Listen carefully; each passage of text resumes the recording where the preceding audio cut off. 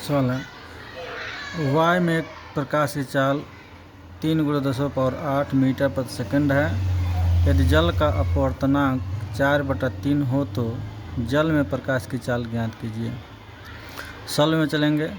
जल का अपवर्तनांक बराबर सूत्र होता है वाय में प्रकाश की चाल बटा जल में प्रकाश की चाल। जल का अपवर्तनांक बराबर होता है वाय के सापेक्ष जल का अपवर्तनांक, इससे मतलब होता है, ये जान लीजिएगा। वाय में प्रकाश की चाल बटा जल में प्रकाश की चाल। चूँकि n बराबर दे दिया है 4/3, यानी जल वाय के सापेक्ष जल का अपवर्तनांक दे दिया है 4/3, और c जो है प्रकाश की चाल है वो होता है 3 × 10⁸ मीटर प्रति सेकेंड। इसलिए मान उठा कर रख देंगे। n बराबर 4/3 है तो 4/3, वाय में प्रकाश की चाल है 3 × 10⁸ बटा जल में प्रकाश की चाल। तो जल में प्रकाश की चाल यहाँ पे जाएगा, यह तिर्यक गुणा हो जाएगा, 3 का गुणा इसमें और 4 नीचे आ जाएगा।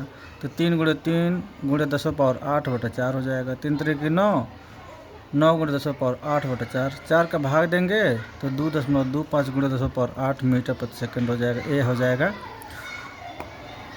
ये हो जाएगा जल में प्रकाश की चाल, यानी कि इसको हम मान लें VW ले लें। यदि इसको VW जल में प्रकाश की चाल वाटर, इसको ले लेते हैं, आंसर हो गया। दूसरा सवाल है, कांच का वायु के सापेक्ष अपवर्तनांक 1.5 है। वायु का कांच के सापेक्ष अपवर्तनांक की गणना कीजिए। चूँकि वायु के सापेक्ष कांच का अपवर्तनांक ANG से व्यक्त करते हैं, वह दे दिया 1.5। तो कांच के सापेक्ष वायु का इसको उल्टा है का अपवर्तनांक हो जाए, यह ANG दिया है तो GNA ज्ञात करना है। चूँकि हम जानते हैं GNA बराबर 1/ANG फार्मूला होता है। तो GNA बराबर 1/1.5, दशमलव हटाएंगे, 10 को ऊपर नीचे गुणा करेंगे तो ऊपर 10 नीचे 15 हो जाएगा।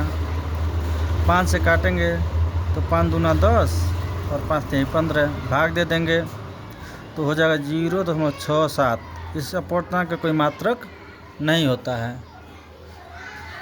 यही आपका